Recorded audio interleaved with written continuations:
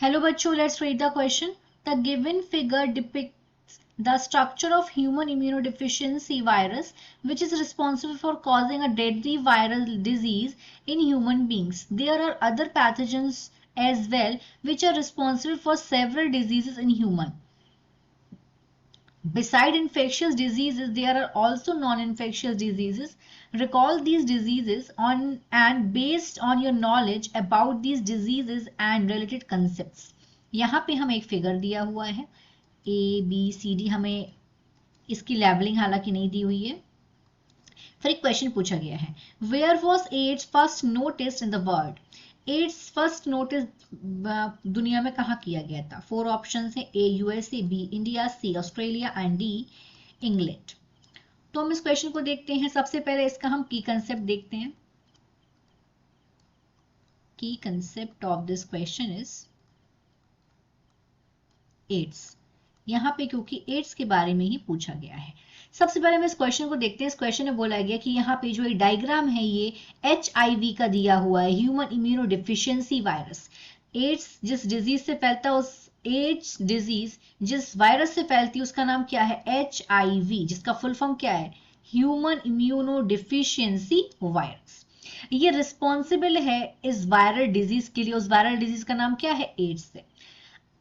Other pathogens भी हैं जो अलग अलग बीमारियां फैलाते हैं। अगर हम इन्फेक्शियस डिजीज की बात ना करें तो काफी सारी नॉन इन्फेक्शियस डिजीजेस भी हैं।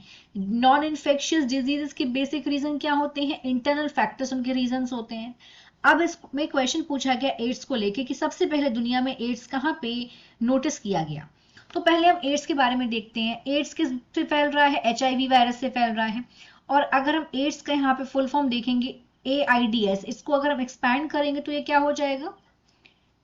इसको एक्सपैंड करेंगे तो ये हो जाएगा एक्वायर्ड इम्यूनो डिफिशियंसी, और S से है सिंड्रोम। ये है एड्स का मतलब। एड्स को अगर हम एक्सपैंड करेंगे तो अब यहाँ पे ये एड्स का वायरस दिया हुआ है। इसका सबसे पहले हम यहाँ पे इसकी लेबलिंग करते हैं। यहाँ पे ये जो B है, B यहाँ पे ये ग्लाइकोप्रोटीन कोड है। तो B is what? Here B is glycoprotein coat। ये ग्लाइकोप्रोटीन की कोटिंग है। अब हम देखें यहाँ पे ये A क्या है? ये A इज ये लिपिड मेम्ब्रेन है। This is lipid membrane. अब हम देखेंगे जो ये F है, ये अंदर में यहाँ पे जो दे रखा है, ये रिवर्स ट्रांसक्रिप्टेज एंजाइम है। दिस इज एंजाइम जो रिवर्स ट्रांसक्रिप्टेज के लिए हेल्प करता है, रिवर्स ट्रांसक्रिप्टेज एंजाइम। और ये जो है ये है RNA। दिस इज RNA जो कि जेनेटिक मटेरियल है HIV वायरस का। ये जो सर्कल देख रहे हैं, दिस इज प्रोटीन कोड। अब हम D को देखेंगे तो ये क्या है? ये भी प्रोटीन कोट है। तो ये तो हो गया इस डायग्राम की लेबलिंग।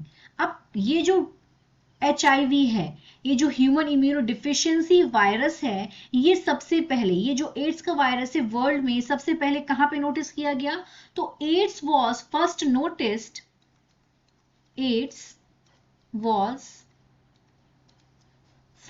नोटिस्ड कहां पे नोटिस किया गया? USA में नोटिस किया गया। किस सन में नोटिस किया गया? इन 1981। एड्स USA में नोटिस किया गया 1981 में। और ये जो डिसऑर्डर है ये हमारी बॉडी का जो इम्यून सिस्टम है पूरा का पूरा खराब कर देता है। तो हमारा राइट आंसर यहाँ पे क्या होगा? A है, क्योंकि USA में सबसे पहले एड्स को नोटिस किया गया। So right answer is A, that is USA। I hope you understood it well. All the best.